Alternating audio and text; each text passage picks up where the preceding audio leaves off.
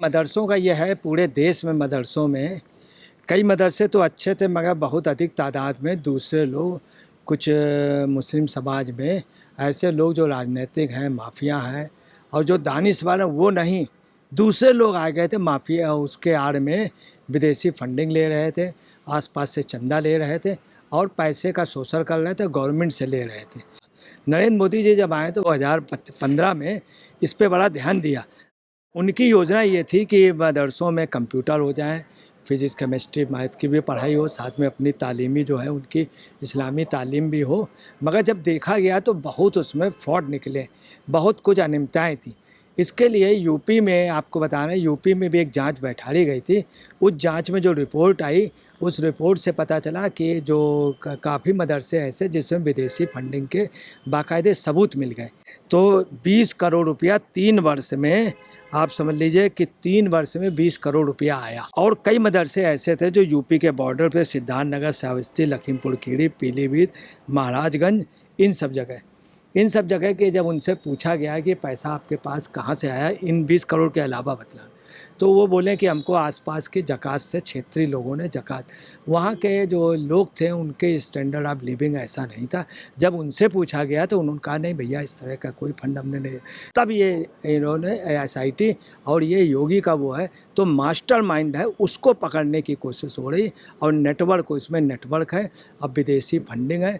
दूसरी बात इसमें जो नेटवर्क है वो दूसरी कंट्री के अलावा अलगाववाद का और धर्मांतरण का और तमाम अनियमितताओं का पूरा गठबंधन है, उसको पकड़ने पे है। और ये निश्चित तौर पे अब ये ट्रेस आउट हो जाएगा। नमस्कार, स्वागत है आपका एचडीवी न्यूज पर। मैं हूं आपके साथ शिप्रा सैनी। उत्तर प्रदेश में गैर मान्यता प्राप्त मदरसों पर अब एक्शन की तैयारी शुरू हो गई है। जी हां, मुख्यमंत्री योगी आदित्यनाथ ने अब साफ और स्पष्ट निर्देश दिए हैं कि ऐसे मदरसों को चिन्हित करके उन पर एक्शन लिया जाए। इतना ही नहीं, जो गैर मान्यता प्राप्त मदरसे हैं, अगर वो नियमों का पालन नहीं करते हैं, वो बंद नहीं होते हैं, तो 10,000 रुपये जुर्माने का प्रावधान भी रखा गया है। इतना ही नहीं, विदेशी फंडिंग से चलने वाले मदरसों पर भी एक्शन की तैयारी है। इस पूरे मामले पर विस्तार से बातचीत करेंगे। वरिष्ठ पत्रकार अजय जी मेरे साथ हैं। अजय जी, बहुत बहुत स्वागत है आपका। जिस तरीके से उत्तर प्रदेश में लगातार ये देखने को मिला है कि अपराधियों पर एक्शन जो है वो लगातार हुआ है और अब ये गैर मान्यता प्राप्त मदरसे, बात करें तो इन मदरसों में देश विरोधी गतिविधियां जो हैं वो देखने को मिली है और अब एक्शन हो रहा है, तो क्या कहेंगे आप इस पर? देखिए, मदरसों का ये है पूरे देश में मदरसों में कई मदरसे तो अच्छे थे मगर बहुत अधिक तादाद में दूसरे लोग कुछ मुस्लिम समाज में ऐसे लोग जो राजनीतिक हैं माफिया हैं और जो दानिशवर हैं वो नहीं, दूसरे लोग आ गए थे माफिया उसके आड़ में विदेशी फंडिंग ले रहे थे, आसपास से चंदा ले रहे थे और पैसे का शोषण कर रहे थे, गवर्नमेंट से ले रहे थे। अब आपको बता रहे गवर्नमेंट 558 मदरसों में बहुत हाईली सुविधाएं देती है, बहुत अधिक पैसे का वो देती, परंतु उसका यूज़ वास्तव में आम मुस्लिम्स के पास नहीं पहुंच पाता।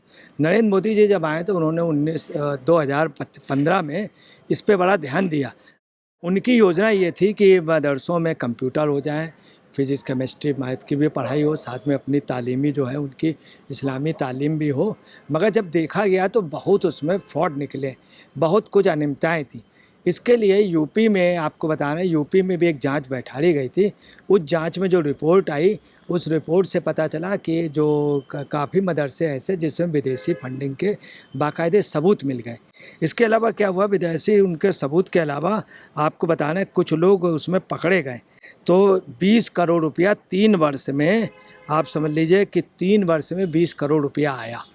और कई मदरसे ऐसे थे जो यूपी के बॉर्डर पे सिद्धार्थनगर, श्रावस्ती, लखीमपुर खीरी, पीलीभीत, महाराजगंज, इन सब जगह के जब उनसे पूछा गया कि पैसा आपके पास कहाँ से आया इन 20 करोड़ के अलावा बतला, तो वो बोले कि हमको आसपास के जकात से क्षेत्रीय लोगों ने जकात, वहाँ के जो लोग थे उनके स्टैंडर्ड ऑफ लिविंग ऐसा नहीं था। जब उनसे पूछा गया तो उन्होंने कहा नहीं भैया इस तरह का कोई फंड हमने नहीं। तो वह इतना बड़ा अमाउंट कहाँ से, तब पता चला विदेशी फंडिंग के उससे। गवर्नमेंट ने कहा कि कोई बात नहीं, आपका विदेशी फंडिंग है, मुझे इतराज़ नहीं, आप लीजिए, मगर कितना लिया और उसको एक्सपेंस कहाँ किया, उसको बच्चों के लिए एक्सपेंस कीजिए। तो पता चला बच्चों पे एक्सपेंस नहीं किया, उसका उन्होंने जवाब नहीं दिया। इसलिए उसमें एसआईटी बैठा दी गई। एसआईटी जो बैठा दी गई उसमें आपको बताना है, पहले डीआईजी आईजी रहे मोहित अग्रवाल, और एटीएस के एडीजी थे, उनको उसका चेयरमैन बनाया गया है एसआईटी का। और जो उसमें 2 अधिकारी और रखेंगे, एक अल्पसंख्यक आयोग के चेयरमैन और दूसरे एक एसपी क्राइम को रखा गया, एसपी साइबर क्राइम को रखा गया, और त्रिवेणी सिंह निदेशक अल्पसंख्यक कल्याण बोर्ड के। अच्छा, एसपी क्राइम जो रखे गए हैं वो और अल्पसंख्यक कल्याण बोर्ड के, इनको रखने के साथ उनको स्टाफ भी दिया गया, पूरी सुविधाएं दी जाएंगी ताकि वो जांच कर सकें। लेकिन यहाँ पर इस पूरे मामले को आपने विस्तार से बता दिया कि क्या है पूरा मामला, लेकिन यहाँ पर सवाल ये है कि जो लगातार हम मदरसों की बात कर रहे हैं, तो जो गैर मान्यता प्राप्त मदरसे हैं, दरअसल उनमें लगातार ये देखने को मिला है कि बच्चों की पढ़ाई लिखाई वहाँ नहीं हो रही है, उन्हें देश विरोधी गतिविधियों में शामिल किया जा रहा है, देश के खिलाफ वहाँ से बयानबाजी आती है। और जो एक्शन यूपी में हुआ है, योगी सरकार ने लिया है, उस पर कई मुस्लिम जो संगठन हैं, जो संस्थाएं हैं, उन्होंने विरोध जाहिर किया है कि ये गलत है। देखिए, लगभग 22,000 उसमें जो जिनकी शिनाख्त हुई है उसमें लगभग 16,000 मान्यता प्राप्त हैं। इन 22,000 के अलावा और भी तमाम ऐसे हैं जो पुलिस को या प्रशासन शासन को वो सोर्स से नहीं मिल पाए, चूँकि ऐसे मदरसे काफ़ी प्राइवेट रूप में चल रहे हैं। वह ये है कि इसमें अब ये पता लगाया जा रहा, जो विदेशी फंडिंग है, फंडिंग का मास्टरमाइंड की तलाश हो रही।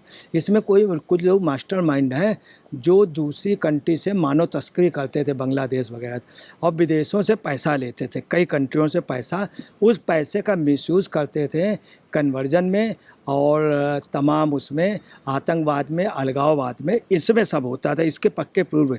आपको बता रहे हैं, उन घुसपैठियों का नेटवर्क जो है इसमें सक्रिय था, जो मानव तस्करी, उसका गिरोह का एक सदस्य आदिल उल रहमान जो बांग्लादेश का था वो पकड़ा गया। फिर उससे नजीबुल शेख पकड़े गए, अबू हुरास पकड़े गए और हुराय गाजी पकड़े गए, जो इनका देवबंद से कनेक्शन था।